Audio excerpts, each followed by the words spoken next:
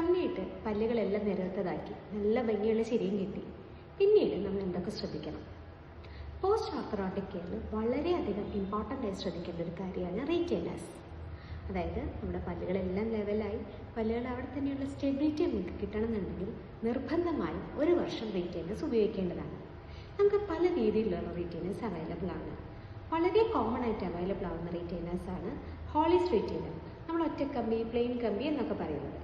രണ്ടാമത്തെ ടൈപ്പാണ് ക്ലിയർ റീറ്റെയിനേഴ്സ് അഥവാ എസിക്സ് റീറ്റെയിനേഴ്സ് എന്ന് പറയുന്നത്. ഇനി മൂന്നാമത്തെ ഒരു ടൈപ്പും കൂടിയുണ്ട്.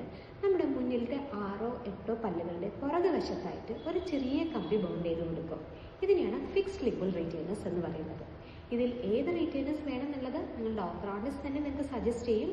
നിങ്ങൾക്ക് അതിൽ ഏതാണ് സൗകര്യം ഉപയോഗിക്കാന്നുണ്ടെങ്കിൽ അത് നിർബന്ധമായും 1 വർഷം ഉപയോഗിക്കേണ്ടതാണ്. Thank you.